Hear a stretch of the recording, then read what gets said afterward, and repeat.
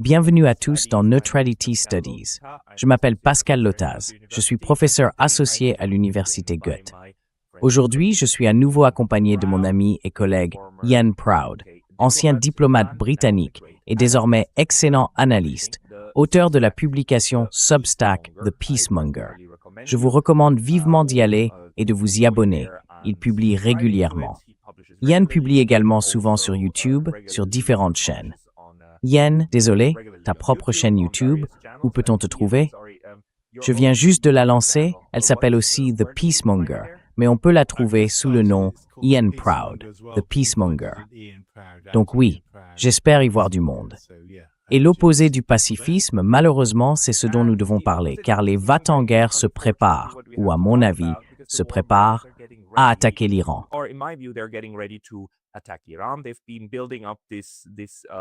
Ils ont renforcé cette armada devant l'Iran depuis un certain temps, et ils en parlent depuis un moment. Mais maintenant, ils ajoutent de nouveaux éléments à la flotte. Nous voyons des rapports sur Twitter X concernant des journaux de vol montrant que les États-Unis effectuent d'importants ponts aériens vers la région. Nous venons d'assister à des discussions à Genève. Je ne pense pas qu'il s'agissait de véritables négociations, mais au moins de discussions entre les Américains, Viktorov et Jared Kushner, le gendre de M. Trump, avec les Iraniens, tout en faisant de même avec les Ukrainiens et les Russes. Mais nous en parlerons. Ian, comment interprètes-tu ce qui est en train de se mettre en place?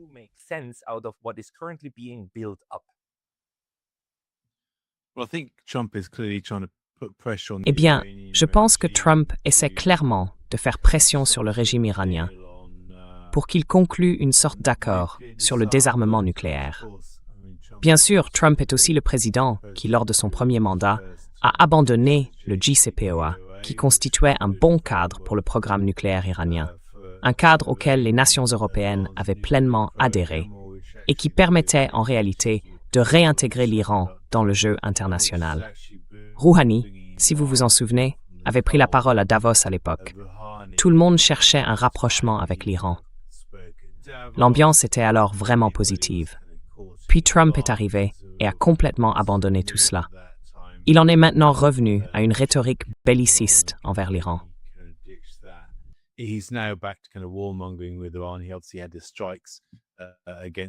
Il a évidemment mené les frappes contre leurs installations nucléaires l'année dernière.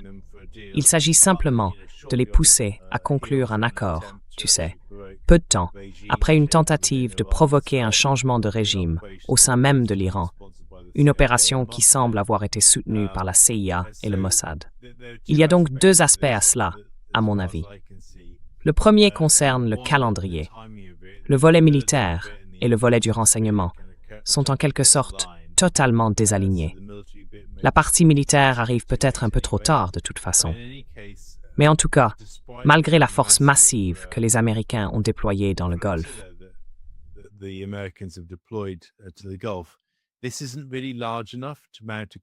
ce n'est de toute façon pas vraiment suffisant pour lancer un renversement militaire à grande échelle de l'Iran. Si l'on repense à la première guerre du Golfe en 1991, les États-Unis disposaient de 4 groupes aéronavals dans la région. En réalité, Colin Powell avait déclaré qu'il aurait préféré une période de préparation de 6 mois pour rassembler les troupes. Plus d'un demi-million, si je me souviens bien, à l'époque de cette opération. Ces mêmes facteurs militaires ne s'appliquent tout simplement pas dans ce cas. Je veux dire, évidemment, c'est un arsenal redoutable, mais ce n'est pas du tout suffisant pour lancer un défi militaire crédible au-delà de frappes aériennes et d'actions de ce genre.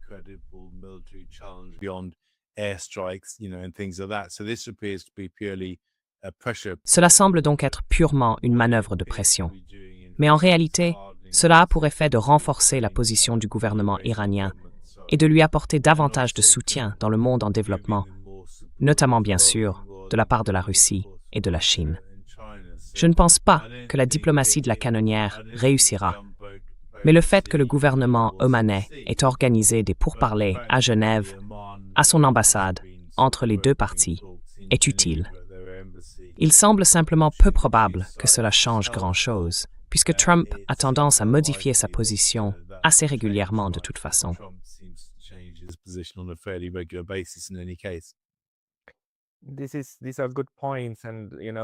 Ce sont de bons arguments. Et vous savez, l'analyste allemand et ancien espion Rainer Rupp a également souligné que les forces américaines dans le Golfe ont déjà été bien plus puissantes qu'elles ne le sont aujourd'hui, tandis que l'Iran était alors beaucoup plus faible. Cependant, nous assistons toujours à ce formidable renforcement militaire. L'une des analyses que j'ai lues et qui me paraît logique, c'est que la situation n'est pas uniquement entre les mains des Américains. Les Israéliens, eux aussi, pourraient lancer des frappes. Et si cela se produit, eh bien, cela entraînera nécessairement les Américains d'une manière ou d'une autre. Partagez-vous cette évaluation, à savoir que ce n'est pas seulement à Washington de décider si cette guerre va commencer ou non.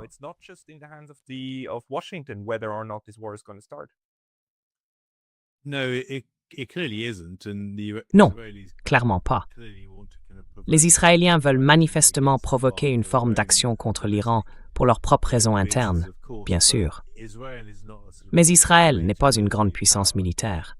C'est un pays très bien armé, comme vous le savez, compte tenu de ses actions horribles à Gaza au cours des dernières années.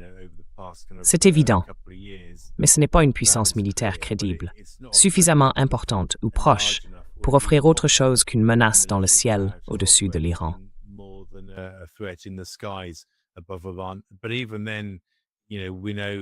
Mais même dans ce cas, tu sais, nous savons d'après tous les rapports de renseignement en source ouverte que ce serait en réalité une guerre brève, si tant est qu'on puisse même parler de guerre. L'année dernière, l'Iran a considérablement épuisé les stocks d'armes d'Israël en matière d'intercepteurs aériens et de ce genre d'équipement.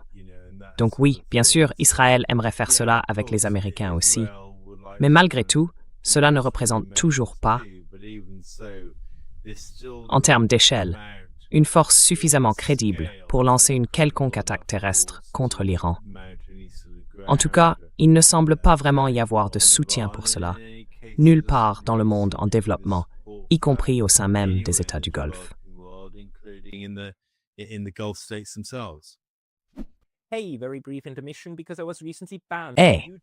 Petite interruption, car j'ai récemment été banni de YouTube. Et même si je suis de retour, cela pourrait se reproduire à tout moment. Alors s'il vous plaît, pensez à vous abonner non seulement ici, mais aussi à ma liste de diffusion sur Substack. C'est pacalotaz.substack.com. Le lien sera dans la description ci-dessous. Et maintenant, retour à la vidéo. Bon, que peut-on tirer de ce scénario, vous savez, qui est très inhabituel? Deux négociateurs en chef, en même temps, le même jour, négociant deux types de guerre. Bien sûr, ce qui se passe avec l'Iran en ce moment est un conflit extrêmement dur, mais ce n'est pas encore une guerre cinétique. Cependant, si l'on se place du point de vue iranien, ce qui leur est arrivé en janvier et a coûté des milliers de vies était déjà une forme de guerre hybride, en réalité. Au moins, il n'y a pas encore de missiles qui volent. Et en même temps, les Américains négocient aussi avec les Russes. Je n'y peux tout simplement rien. Mais il me semble qu'il y a presque une sorte de relais en cours. Vous savez, une guerre, on met fin à celle-là et peut-être qu'on pourrait entrer dans l'autre. C'est juste étrange que tout soit mélangé en ce moment.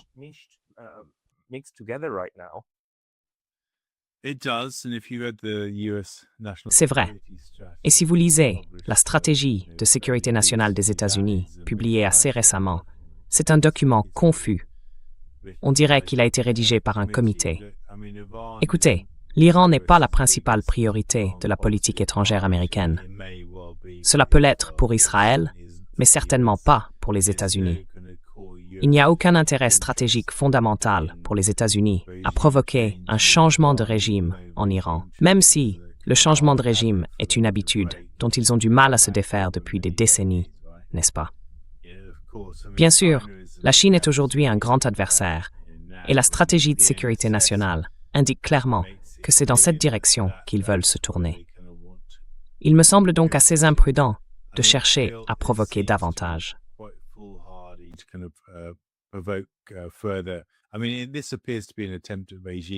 Je veux dire, cela semble vraiment être une tentative de changement de régime, car ils ne représentent pas une menace militaire terrestre crédible, du moins pas avec les ressources dont dispose l'Iran.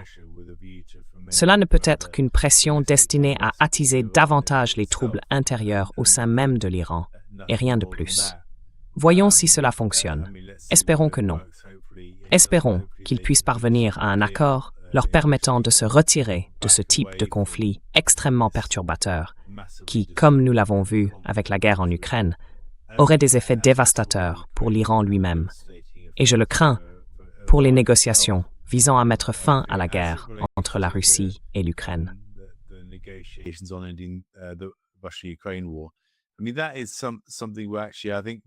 Je veux dire, c'est un cas où je pense vraiment que les Américains semblent vouloir y mettre fin. Et peut-être qu'ils veulent y mettre fin parce qu'ils préféreraient commencer des guerres ailleurs. Peu importe. Mais ils semblent vraiment vouloir mettre fin à cette guerre, alors que les Européens non. Je pense que c'est le grand problème auquel nous nous heurtons en ce moment. Les Américains mènent en quelque sorte ces négociations très difficiles, très complexes, en partant du principe que oui, jusqu'à l'arrivée de Trump au pouvoir, il n'y avait absolument aucun dialogue entre les nations occidentales et la Russie.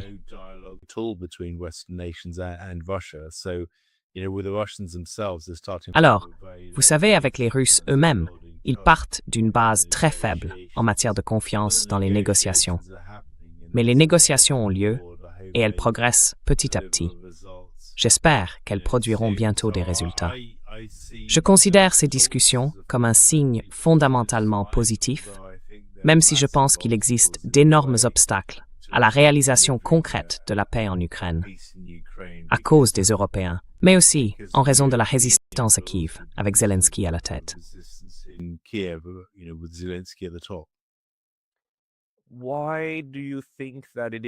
Pourquoi, selon vous, ces discussions sont-elles organisées de cette manière?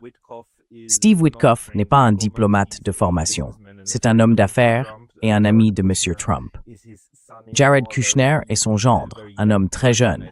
Je pense qu'il a probablement 38 ou 39 ans, quelque chose comme ça. Il fait partie de l'équipe dirigeante. Les Russes, de toute évidence, jouent le jeu. Ils ont même accepté de se rendre à Genève. Ils ne voulaient pas survoler l'Europe de l'Est, alors ils sont descendus vers le sud et ont survolé l'Italie, juste pour être sûrs. Ce que les Suisses ont apparemment aussi dû négocier, afin de garantir que leur espace aérien leur serait ouvert. Mais ils ont accepté. Ils ont accepté de venir à Genève, alors qu'ils auraient pu dire « Non, si vous voulez négocier, faisons-le à nouveau à Abu Dhabi ou ailleurs, peut-être à Istanbul. » C'était en quelque sorte le choix évident. Mais ils l'ont fait pour les Américains, parce que les Américains ont dit qu'ils devaient être là, puisqu'ils ont aussi besoin que les Iraniens y participent. C'est une situation vraiment étrange.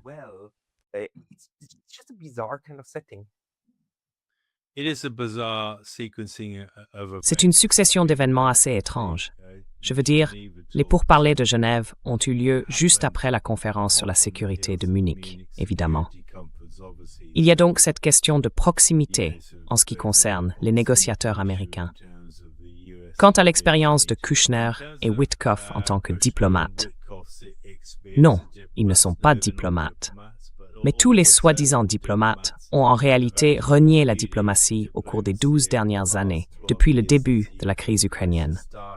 Donc, s'ils n'ont pas d'expérience, eh bien, d'accord, c'est certainement un problème. Mais ils ont réussi à amener les Russes à participer, et je pense qu'il faut y voir un signe positif. Witkoff a été nommé, franchement, quelqu'un qui n'est pas diplomate n'a pas de véritable statut.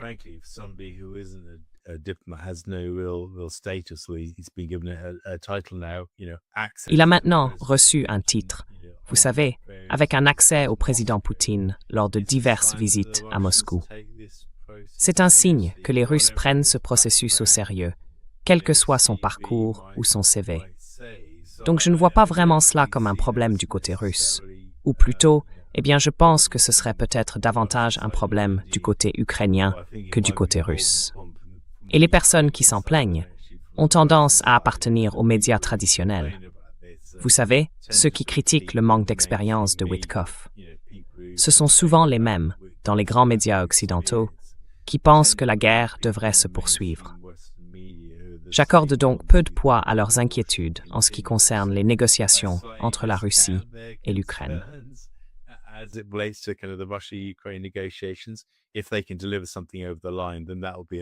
S'ils parviennent à faire aboutir quelque chose, ce serait une réussite majeure pour mettre fin à cette guerre véritablement épouvantable.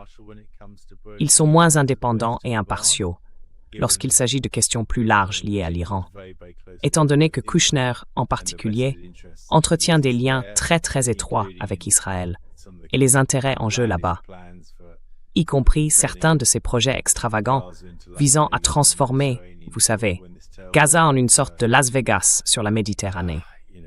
Une fois que cette terrible famine et cette punition collective infligée au peuple palestinien auront enfin pris fin. Je veux dire, ils disent que c'est terminé, mais les atrocités semblent quand même se poursuivre.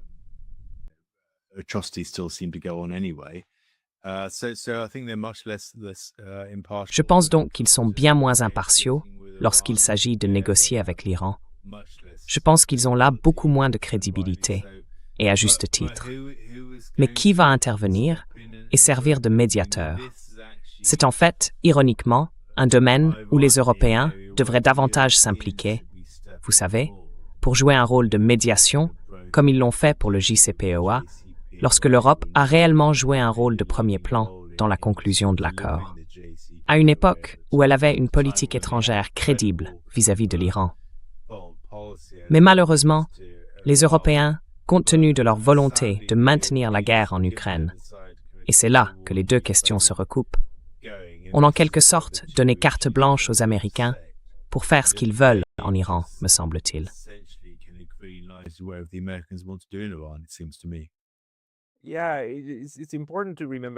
Oui, il est important de se rappeler que le JCPOA a essentiellement été conclu avec l'aide des Européens, des Chinois et des Russes. C'était en somme une réalisation remarquable dans l'équilibre des besoins de toutes les parties et le fruit d'une époque révolue où ce type de coopération restait un idéal. Donc, deux choses liées à cela. L'exigence que l'Iran détruise pratiquement sa capacité de missiles à longue portée, n'est-ce pas? Et qu'il ne conserve que des missiles incapables d'atteindre Israël. Tandis qu'Israël, évidemment, est autorisé non seulement à posséder des armes nucléaires, mais aussi des missiles à longue portée, et ainsi de suite. À votre avis, est-ce une approche qui rend tout accord impossible?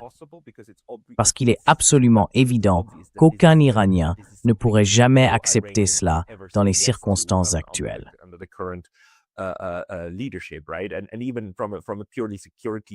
Et même d'un point de vue purement sécuritaire, stratégique et dissuasif, auquel l'Occident est très habitué, personne ne peut s'attendre à ce que l'Iran accepte réellement cela.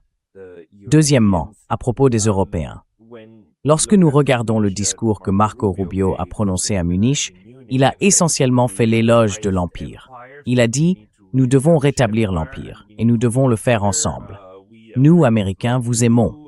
Venez simplement nous rejoindre dans ce nouveau moment de construction impériale. » Pensez-vous qu'il ait dit cela explicitement pour bien faire comprendre qu'il ne devrait jamais, au grand jamais, envisager de ne pas suivre ce que font les États-Unis en Iran, et qu'ils doivent rester dans la ligne, exactement comme l'a fait le chancelier allemand pendant la guerre des 12 jours, lorsqu'il a qualifié cela de sale besogne.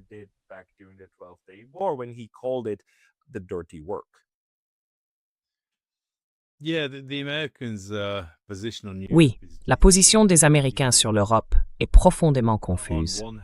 D'un côté, ils veulent que l'Europe devienne moins centralisée, qu'elle rende le pouvoir aux États-nations. Et pourtant, ils parlent de l'Europe comme d'une entité civilisationnelle, comme si c'était une seule et même chose, alors que bien sûr, ce n'est pas le cas. Elle est composée de l'Union européenne et de ses 27 nations souveraines, très différentes sur les plans historiques, culturels, linguistiques et religieux, entre autres. Il y a aussi la question de la place de la Russie dans tout cela, en termes civilisationnels.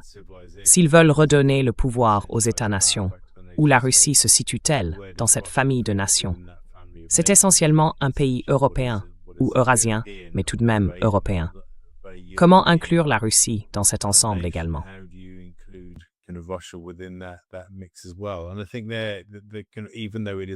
Je pense que, même si cela n'est pas explicitement mentionné dans la stratégie de sécurité nationale, une partie de la raison pour laquelle Trump s'engage aussi fortement avec les Russes est qu'ils veulent normaliser les relations entre la Russie et le reste de l'Europe. La grande raison stratégique derrière cela est qu'ils considèrent, à long terme, l'Europe comme un contrepoids supplémentaire à la Chine. Et cela renvoie à l'idée ancienne de rallier les Russes pour rivaliser avec la Chine. Franchement, je pense que c'est là le véritable enjeu.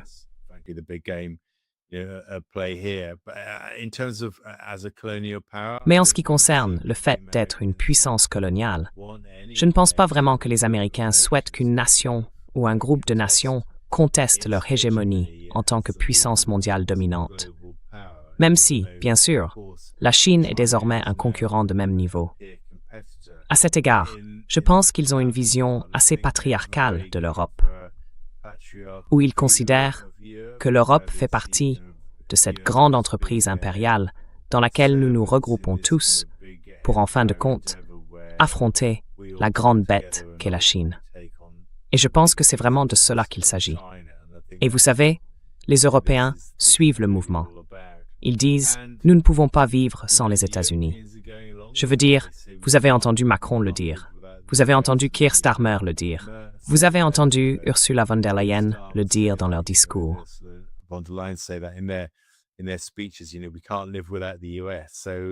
Vous savez, nous ne pouvons pas vivre sans les États-Unis, donc ils semblent être des complices volontaires dans cette affaire.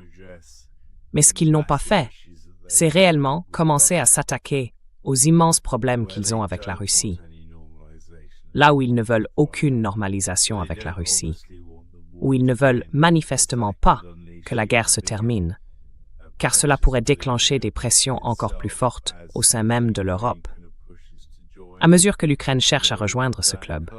Ainsi, la position européenne est aussi, je le crains, profondément confuse. Et les Chinois restent en retrait, observant tout cela en tant qu'État souverain unique et ricanant probablement devant le chaos total qui se déroule au sein de la soi-disant Alliance transatlantique.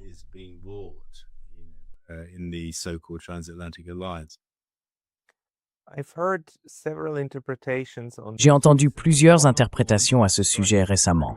L'une qui me parle particulièrement vient de ceux qui disent, au fond, la guerre en Ukraine, essentiellement une guerre par procuration de l'OTAN contre la Russie, sert très bien l'establishment européen, les élites de l'européen. En somme, c'est l'ennemi qu'il faut pour unifier le continent. Regardez-nous, nous parlons des Européens. Nous ne parlons plus beaucoup des Allemands, des Français, des Italiens, peut-être parfois des Allemands et des Français, parce que nous savons qu'ils sont aux commandes de tout cela, mais pas beaucoup des autres. Oui, dans certains cas particuliers, mais nous commençons vraiment à penser et à percevoir les Européens comme une seule entité.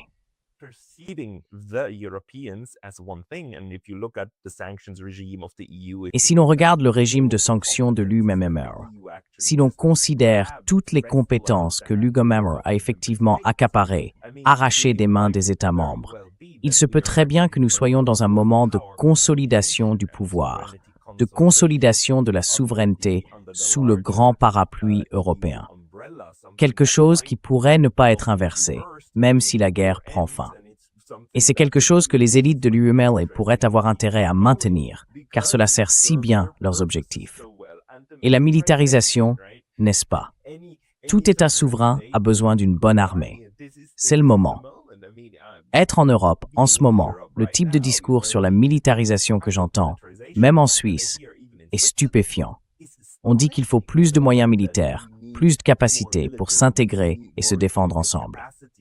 C'est comme une véritable dynamique. Cela a de l'élan. Comment voyez-vous cela?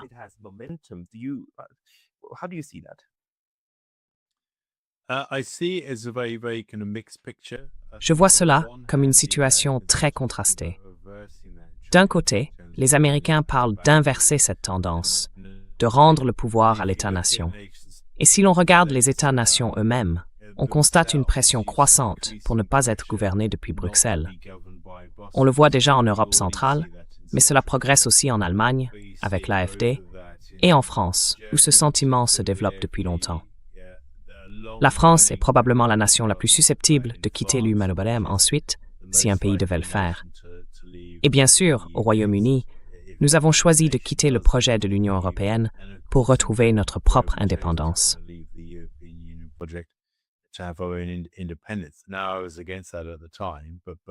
À l'époque, j'étais contre cela, mais maintenant je commence un peu à comprendre pourquoi cela pouvait avoir du sens. À cause de la centralisation rampante des pouvoirs. Le Parti Réforme monte dans les sondages. Nous pourrions, pour la 3e élection consécutive, passer d'un parti majoritaire à un autre, puis à un autre, au Royaume-Uni en 2029. Et il y a une réelle possibilité que Réforme gagne et devienne le gouvernement du Royaume-Uni, ce qui changerait complètement la nature de notre relation, vous savez, avec l'Europe. Maintenant, pour répondre à votre remarque, oui, bien sûr, tout dirigeant, quel qu'il soit, autocratique si vous voulez l'appeler ainsi, a besoin d'un ennemi pour justifier la militarisation, les guerres, et ainsi de suite.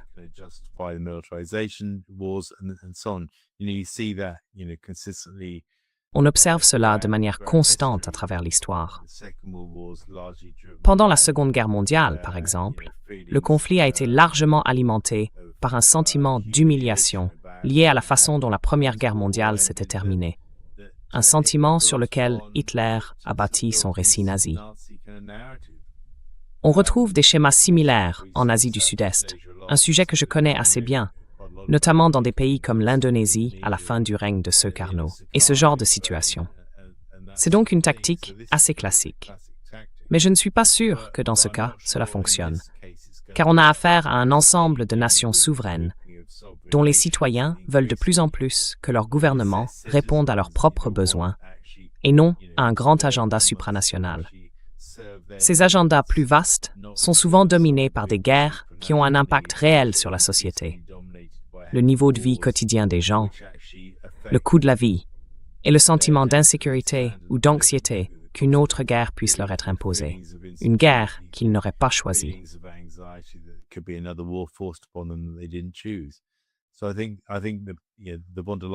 Je pense donc que l'Alliance Bond, les callosités, vont à contre-courant et que ce courant va actuellement dans une seule direction, celle des nations souveraines qui décident réellement de leurs propres affaires en Europe. C'est ainsi que je le vois.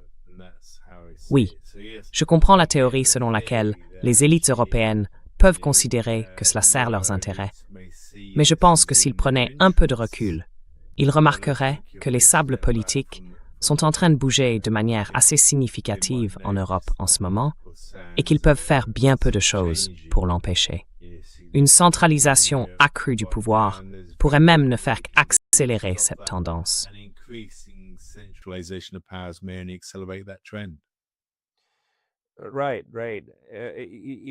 Oui. À cet égard, il est également assez étrange que les Européens, enfin, pas vraiment les Européens, mais appelons-les les eurocrates, l'établissement bureaucratique de l'UEP1, les idées les plus créatives qu'ils trouvent en ce moment soient essentiellement des solutions qui, à mon avis, mèneront inévitablement à la destruction de leur projet. Je veux dire, cette idée de donner, comment ont-ils appelé ça, d'intégrer l'Ukraine à l'URMOMER, d'abord, et de la laisser cocher les cases de la liste plus tard. Qu'est-ce que c'était?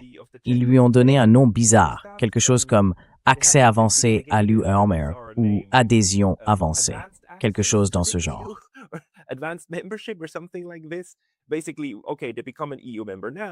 En gros, d'accord, ils deviennent maintenant membres de l'UE-Member. Et ensuite, ils doivent remplir tous les critères concernant la lutte contre la corruption, etc. Ce qui, évidemment, si ça se produisait, s'ils intégraient réellement l'Ukraine et lui donnaient une place à la table, ferait immédiatement de tout cela un obstacle majeur à toute prise de décision future. Non? Parce que il fonctionne encore largement sur le principe de l'unanimité. Et l'Ukraine obtiendrait aussitôt une influence considérable sur le fonctionnement même de l'UEPM. Je ne vois pas en quoi ça serait bénéfique pour le projet. Mais toi, comment le vois-tu?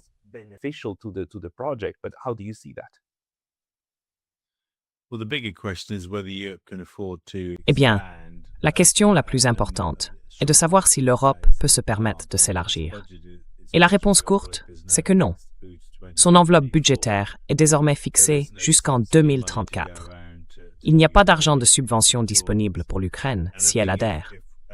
Et en réalité, il y a toute une liste de pays qui attendent et qui sont bien mieux préparés que l'Ukraine à rejoindre l'Union. Le Monténégro, je crois, est le plus avancé. La Serbie s'en sort plutôt bien, l'Albanie, et ainsi de suite.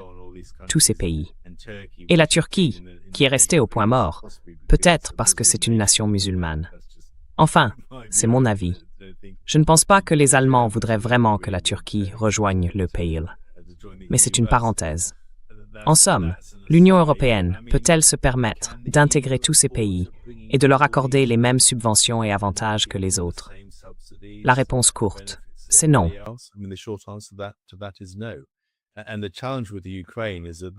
Et le défi avec l'Ukraine, c'est que ce serait de loin le projet le plus coûteux. Ils veulent l'accélérer, d'abord en raison de la taille des terres agricoles ukrainiennes, qui représenterait, si le pays rejoignait l'UE, environ 25% de toutes les terres agricoles de l'Union européenne. Ensuite, il y a l'immense défi des infrastructures. Elles ont été détruites et dévastées par 4 années de guerre, que les Européens, vous savez, ont provoqué et voulu prolonger. Cela absorberait une grande partie des fonds de cohésion et des subventions pour les infrastructures de l'UE malheureuse, en raison des niveaux massifs de pauvreté en Ukraine, encore une fois causés par la faillite encouragée et soutenue par les élites européennes. Ce qui signifie qu'ils recevraient des subventions plus élevées par habitant que les autres, simplement à cause du niveau de revenus plus faible de la population.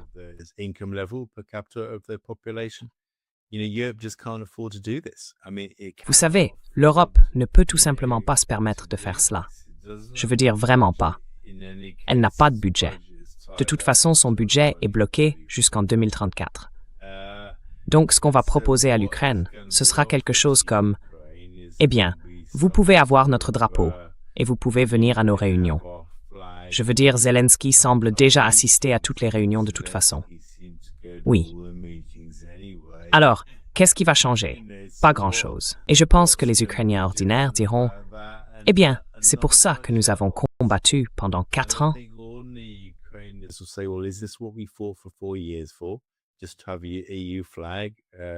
Avoir simplement un drapeau de l'UE sur notre bâtiment, sans réellement recevoir d'argent pour nous aider à reconstruire.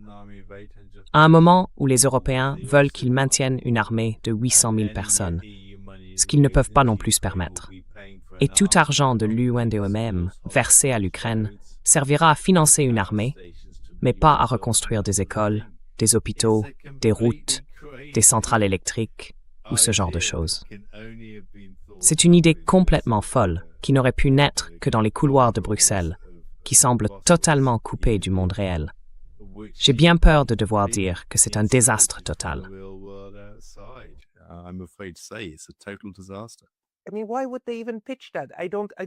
Je veux dire, pourquoi proposerait-il même ça? Je ne comprends pas l'intérêt de présenter cela comme une idée sérieuse. Je comprends pourquoi Donald Trump proposerait l'idée, tu sais, d'intégrer le Groenland aux États-Unis. Ça, je le comprends.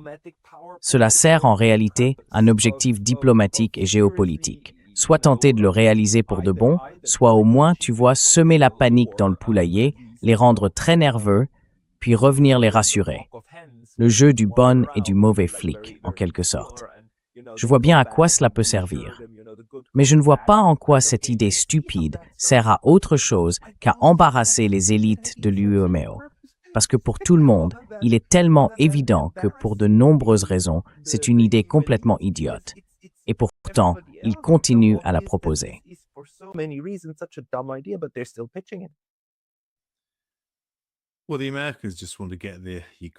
Eh bien, les Américains veulent simplement se débarrasser de l'albatros de la guerre en Ukraine. Pour eux, ils ne réfléchissent pas vraiment aux conséquences politiques de tout cela. Ils disent « Oui, pourquoi ne pourrait-il pas simplement adhérer, comme s'il existait une sorte de voie rapide ici, à JFK ?» Bien sûr, ils peuvent simplement rejoindre. Aucune des conséquences économiques ou politiques ne les concerne vraiment. Ils n'auront pas à payer. Ils n'auront pas à faire face eux-mêmes aux perturbations et au chaos. Mais ils veulent une porte de sortie à la guerre en Ukraine.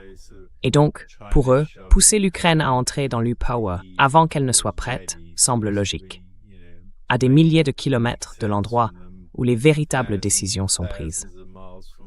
Et je pense, encore une fois, que la question la plus importante est en réalité, comment créer une situation dans laquelle l'Europe ne ressent pas le besoin de s'étendre continuellement?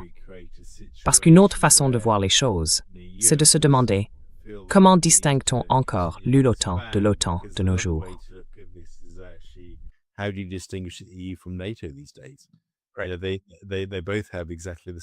Ils ont exactement le même objectif. Tous deux veulent vaincre la Russie, politiquement et militairement. Ils veulent en quelque sorte briser le régime. Kaja Kallas parle de diviser la Russie en États plus petits. L'Ukraine et l'UPM, l'OTAN et l'UPM sont fondamentalement la même chose en ce moment. Ainsi, bien que Poutine ait déclaré qu'il était favorable à l'adhésion de l'Ukraine à l'UMA, il faut engager une discussion plus large sur la manière de réellement favoriser une meilleure coexistence mutuelle entre la Russie, l'ULEL, l'Ukraine et d'autres pays d'Europe qui ne font pas partie de l'ULUMEB, mais souhaitent rejoindre une sorte de collectif plus vaste, non pas un organisme supranational, mais un format qui permette à tous les pays de la région de coexister, de coopérer économiquement, d'ouvrir des liens sociaux et culturels, et ce genre de choses.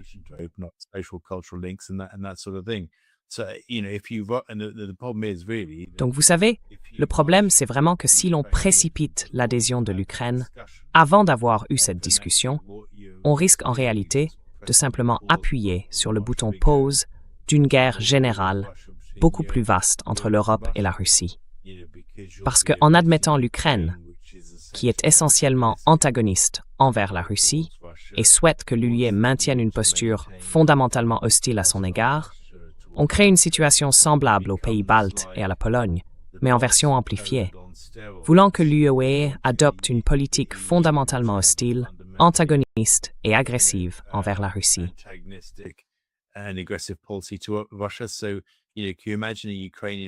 Alors, vous savez, pouvez-vous imaginer une version ukrainienne de Kaja Kallas en tant que haute représentante de l'UE pour la politique étrangère et la sécurité?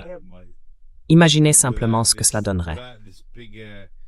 Donc, sans aborder cette question plus large, de la manière dont on peut réinitialiser les relations économiques, sociales et culturelles, y compris avec la Russie et tous les autres pays qui se considèrent comme faisant partie de cette Europe élargie, non pas l'UE, mais l'Europe et l'Eurasie au sens large. On ne s'attaque pas vraiment à la cause profonde de la manière d'apporter une paix véritable au continent.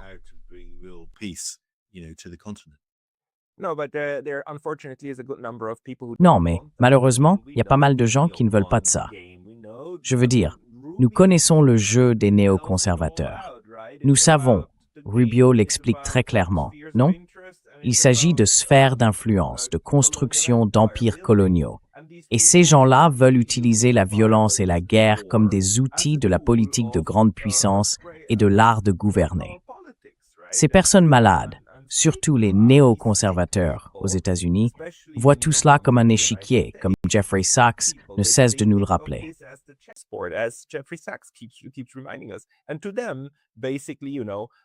Et pour eux, fondamentalement, intégrer l'Ukraine à l'Union européenne et donc européaniser la guerre constitue en réalité une sorte d'étape logique suivante.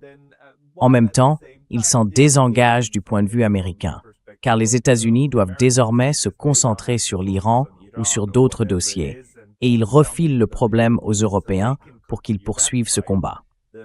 Les Américains, ensuite, affrontent l'Iran et commencent à s'impliquer avec la Chine à travers cela, car la Chine a clairement indiqué qu'elle y était fortement opposée. Puis, ils se déplacent vers le troisième théâtre, dans le Pacifique. Je veux dire ces gens, malheureusement, certains d'entre eux pensent vraiment en ces termes stupides et bellicistes.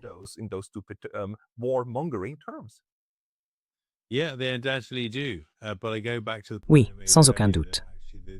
Mais je reviens sur le point que j'ai soulevé plus tôt. En réalité, la politique américaine est fondamentalement confuse. Elle l'est en ce qui concerne l'Europe et elle l'est en ce qui concerne la Russie. D'un côté, les États-Unis semblent vouloir une sorte de grand redémarrage économique avec la Russie, en partie pour des raisons économiques, bien sûr, en termes d'accès aux ressources naturelles et de projets communs, mais aussi pour renforcer leurs relations avec la Russie, comme contrepoids à la Chine, afin de discuter de dissuasion nucléaire stratégique, de désarmement et de ce genre de sujets. Mais, de l'autre côté, ils veulent rivaliser avec la Russie dans l'Arctique. Ils pensent donc qu'ils doivent prendre le contrôle du Groenland, qu'ils doivent militariser l'Arctique comme contrepoids à la Russie. Ainsi, la position américaine est profondément confuse.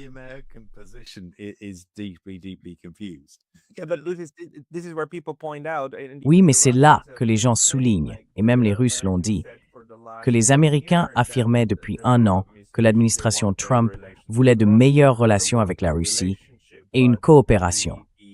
Mais la réalité était tout autre. Ils ont imposé plus de sanctions, plus de pression, davantage d'attaques ont commencé. Donc peut-être que ce n'était qu'un contrôle de vitesse, de vieilles bonnes mensonges. Alors que la stratégie sous-jacente, comme Brian Berletti ne cesse de le rappeler, ne change jamais. Seule la rhétorique est différente.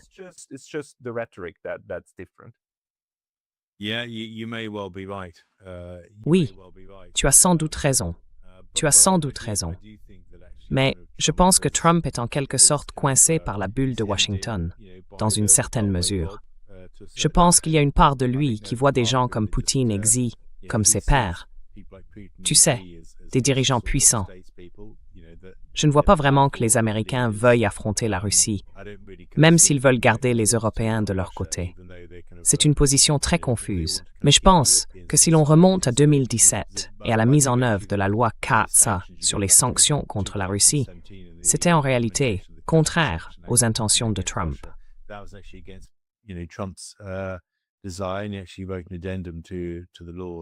Il a en fait rédigé un addendum à la loi pour expliquer pourquoi il n'était pas d'accord avec elle, mais il était coincé par, vous savez, les États-Unis, et a dû le faire quand même. Donc je pense, cela renvoie à la nature très confuse de la politique étrangère américaine et à la nature toxique de la politique américaine elle-même. Il y a tellement de gens à Washington qui veulent affronter le monde, qui pensent que l'Amérique est la plus grande. USA, et tout ce genre de balivernes. Et oui, peut-être que Trump en fait aussi partie, mais il ne manque pas de gens comme Lindsey Graham ou Joe Wilson et tous ces types qui voient essentiellement l'ennemi à l'extérieur.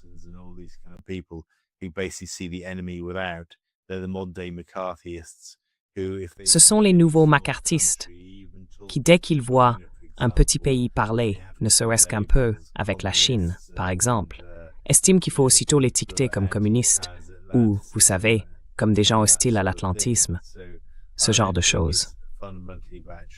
Donc je ne pense pas que ce soit fondamentalement une question liée à Trump. Je pense que c'est fondamentalement dans la nature même du système politique américain. Et cela, vous savez, constitue vraiment une bonne raison pour les Européens de se détacher des États-Unis et de gérer eux-mêmes leur propre politique dysfonctionnelle. Et ce faisant, de trouver une manière de coexister avec la Russie sur le long terme. Mais pour l'instant, c'est un désordre totalement chaotique.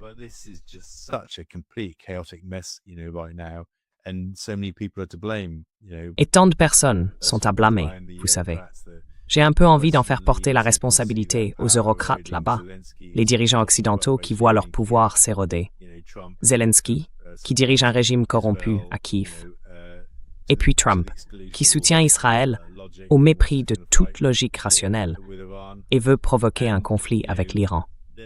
Et vous savez, la seule nation qui reste tranquille et observe tout cela, bien sûr, c'est la Chine, qui voit son influence continuer de croître sur la scène mondiale, à un moment où le monde en développement se rapproche d'elle, en constatant la décadence des États-Unis et de l'Union européenne elle-même.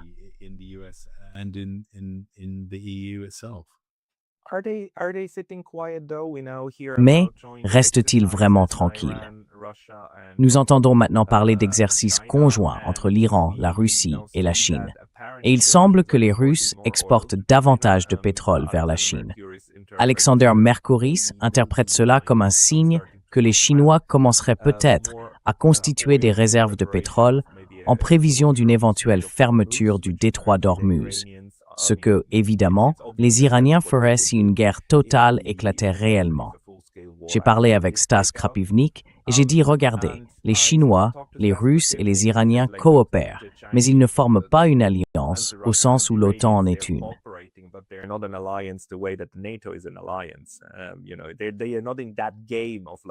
Tu sais, ils ne participent pas à ce jeu de construction d'une intégration profonde. Il a ensuite dit quelque chose comme « Oh, mais tu sais, l'OTAN n'est pas une véritable alliance, c'est un instrument de pouvoir, en gros, un moyen pour les États-Unis de diriger leurs vassaux. » Alors que ce que font la Chine, la Russie et l'Iran, c'est une véritable alliance. Des égaux qui coopèrent à différents niveaux, mais en tant qu'égaux, en s'équilibrant entre eux. Est-ce que tu vois les choses de la même manière? Ou comment interprètes-tu cette coordination trilatérale en cours?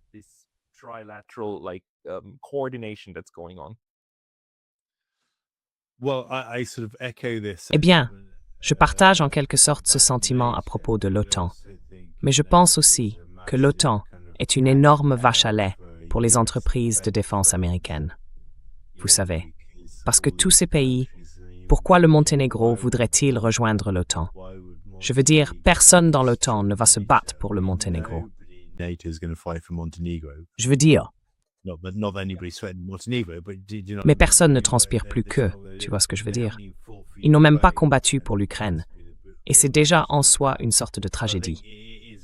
Donc je pense que c'est une énorme vache à lait. En ce qui concerne la Chine, je pense que les pays se couvrent essentiellement. La Russie, elle, se couvre certainement avec la Chine. Tu sais, la Russie est aussi inquiète de la Chine à sa frontière orientale qu'elle l'est de l'OTAN à sa frontière occidentale. Et soyons tout à fait clairs là-dessus. Il est logique pour les Russes de s'aligner sur la Chine en termes d'intérêt économique, vendre du pétrole et du gaz. Mais ne nous faisons pas d'illusions. Ils s'inquiètent aussi de la Chine comme d'une grande menace pour leur Extrême-Orient très peu peuplé. Donc, ils se couvrent.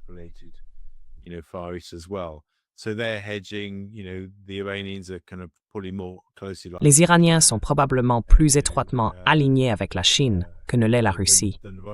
Mais tout le monde se couvre. Je pense que c'est... Et les nations d'Asie du Sud-Est se couvrent clairement. Regardez la Thaïlande, qui a été un allié traditionnel des États-Unis. Ils ont une importante communauté sino-thaïlandaise. Ils se couvrent. Singapour, vous savez, tous ces pays se couvrent. Les seules exceptions sont des pays comme le Japon, qui est totalement aux côtés des Américains pour affronter la Chine. Donc je pense qu'en ce qui concerne la Chine, tout le monde se couvre. Je ne pense pas, même si les gens parlent le langage des alliances égales, que ce soit vraiment la réalité, compte tenu des facteurs politiques en jeu, surtout en ce qui concerne la Russie. Bien que la Russie ait sans aucun doute une bonne relation avec la Chine.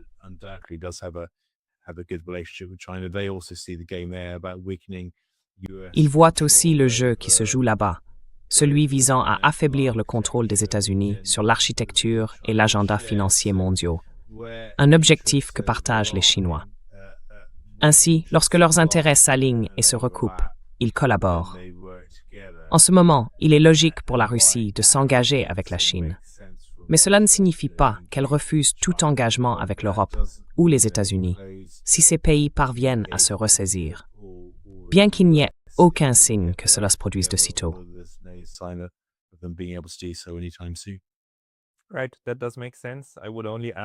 Oui, cela a du sens.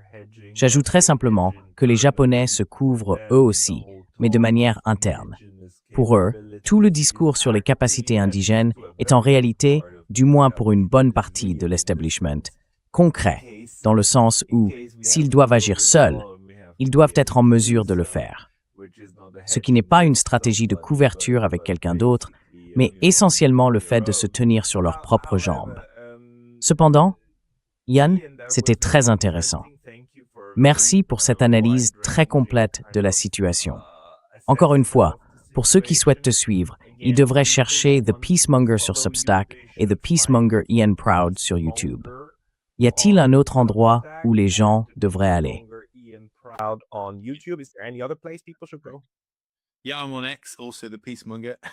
Oui, je suis aussi sur X, également sous le nom de The Peacemonger. Donc, je suis The Peacemonger, même si ma chaîne YouTube est au nom d'Ian Proud, mais tout est aussi sous la marque The Peacemonger. C'est mon titre.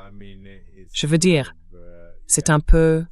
Oui, c'est un fardeau que je porte. Mais il y a tellement de va-t-en-guerre dans le monde. Que Dieu bénisse des gens comme toi, Pascal, et d'autres qui peuvent promouvoir la cause de la paix partout. Parce que franchement, nous en avons vraiment besoin en ce moment.